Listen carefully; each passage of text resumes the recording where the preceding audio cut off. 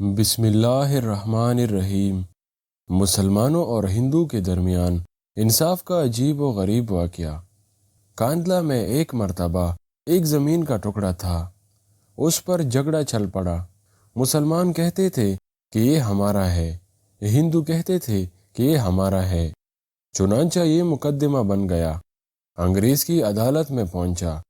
جب مقدمہ آگے بڑھا تو مسلمان نے اعلان کر دیا کہ یہ زمین کا ٹکڑا اگر مجھے ملا تو میں مسجد بناؤں گا۔ ہندو نے جب سنا تو انہوں نے ضد میں کہہ دیا کہ یہ ٹکڑا اگر ہمیں ملا ہم اس پر مندر بنائیں گے۔ اب بات دو انسانوں کی انفرادی تھی، لیکن اس میں رنگ اجتماعی بن گیا، حتیٰ کہ ادھر مسلمان جمع ہو گئے اور ادھر ہندو اکٹھے ہو گئے، اور مقدمہ ایک خاص نوعیت کا بن گیا۔ اب سارے شہر میں قتل و غارت ہو سکتی تھی، خون خرابہ ہو سکتا تھا، تو لوگ بھی بڑے حیران تھے کہ نتیجہ کیا نکلے گا۔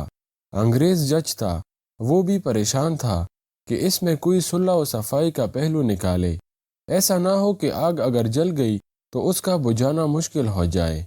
جج نے مقدمہ سننے کے بجائے ایک تجویز پیش کی کہ کیا کوئی ایسی صورت ہے کہ آپ لوگ آپس میں بات چیت کے ذریعے مسئلے کا حل نکال لے۔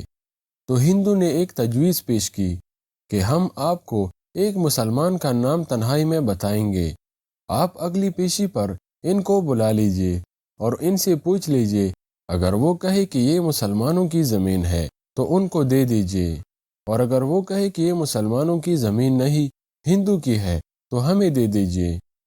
جب جج نے فریقین سے پوچھا تو دونوں فریق اس پر راضی ہو گئے۔ مسلمانوں کے دل میں یہ تھی کہ مسلمان ہوگا جو بھی ہوا تو وہ مسجد بنانے کے لیے بات کرے گا۔ چنانچہ انگریز نے فیصلہ دے دیا اور مہینہ یا چند دنوں کی تاریخ دے دی کہ بھائی اس دن آنا اور میں اس شخص کو بھی بلوا لوں گا۔ اب جب مسلمان باہر نکلے تو بڑی خوشیاں منا رہے تھے، سب کو ڈرا رہے تھے، نعرے لگا رہے تھے۔ ہندو نے اپنے لوگوں سے پوچھا کہ تم نے کیا کہا؟ انہوں نے کہا کہ ہم نے ایک مسلمان عالم کو حاکم بنا لیا ہے کہ وہ اگلی پیشی پر جو کہے گا اسی پر فیصلہ ہوگا۔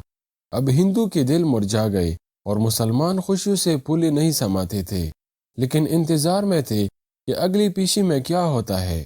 چنانچہ ہندو نے مفتی الہی بخش کاندھلوی رحمۃ اللہ علیہ کا نام بتایا کہ جو شاہ عبدالعزیز رحمۃ اللہ علیہ کے شاگردوں میں سے تھے، اور اللہ نے ان کو سچی سچی زندگی عطا فرمائی تھی۔